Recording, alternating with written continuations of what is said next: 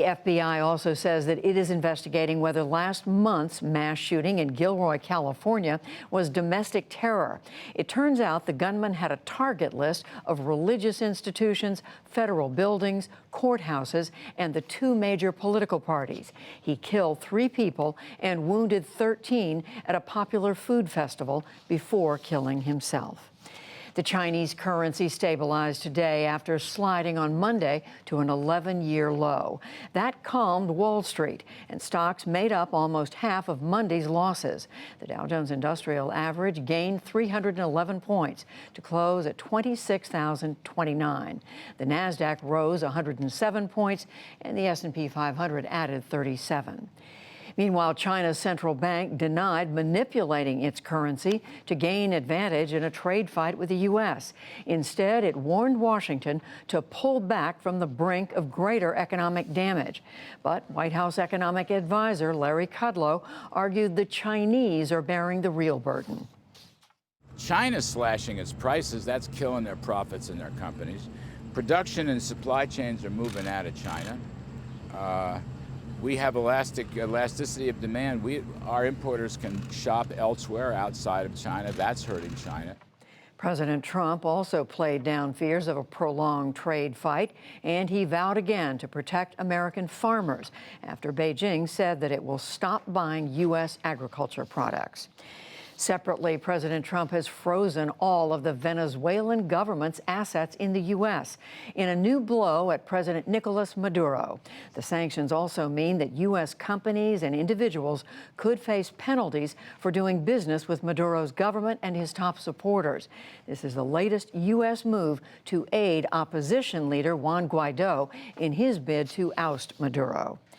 The United States fired off a new warning to Turkey today not to attack Kurdish forces in northeastern Syria.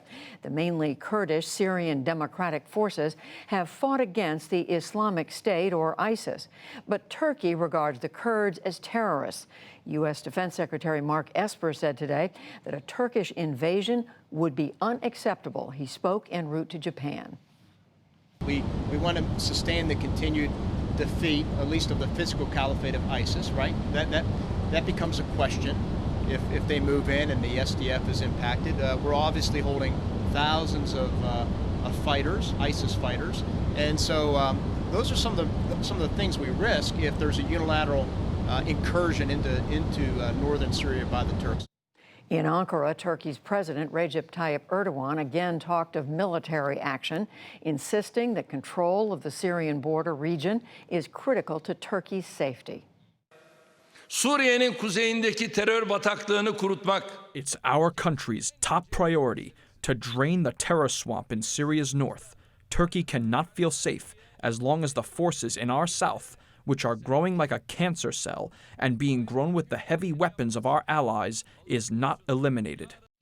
Military delegations from the U.S. and Turkey have been meeting in Ankara this week, trying to negotiate a settlement. North Korea says that it keeps testing missiles because the United States is inciting military tensions. The North fired 2 more short-range missiles into the sea early today, the 4th such test in 2 weeks. In a statement, Pyongyang defended the tests and cited U.S. weapon sales to South Korea and a joint U.S.-South Korean military exercise. Back in this country, former Alaska Senator Mike Gravel has officially dropped out of the 2020 Democratic presidential race.